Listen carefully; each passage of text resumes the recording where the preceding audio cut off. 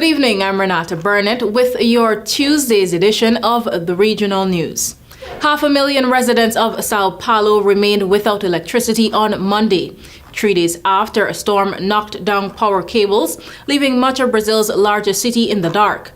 The storm snapped branches and knocked down hundreds of trees that fell on overhead power lines in many streets of the city, initially cutting off 2.1 million customers in metropolitan Sao Paulo, energy distribution company Enel said.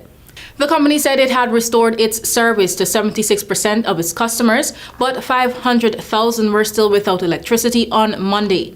Enel, which is the second largest energy distributor in Brazil and owned by Italy's energy group, said the gale force winds that hit Sao Paulo on Friday were the strongest in recent years and caused severe damage to the power grid due to falling trees and branches.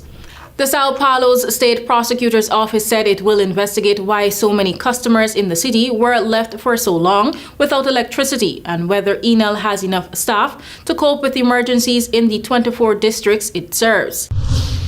Prime Minister of St. Martin, Silvira Jacobs, has filed a civil matter against a businessman for slander and defamation. According to a statement from Jacobs, every slanderous, defamatory statement made about her has been based on lies and innuendos and is clearly politically motivated.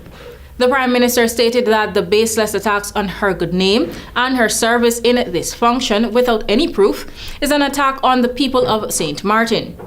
According to Jacobs, while several lines were crossed, none were as grievous to her as those against her children.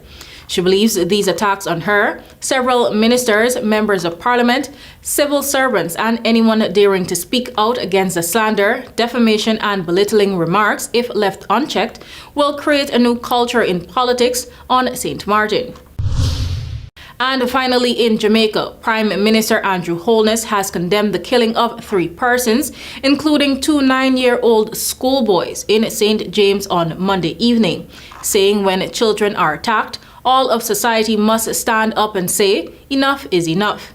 Justin Perry and his schoolmate Nicole Smith of Chetwood Primary and a man who remains unidentified were shot and killed by gunmen while traveling in a taxi at around 6 p.m. near Meggie Top in the Flower Hill community. The boys were en route from the school. Holness said, and I quote, "This barbaric and merciless act of terror demonstrates once again that gunmen and gangs are a clear and present threat to the foundations of our free and democratic society," unquote.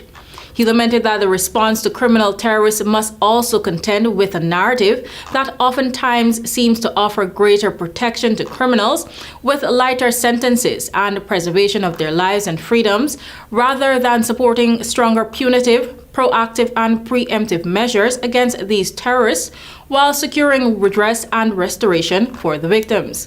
That's all for now. Thank you for watching. Until next time.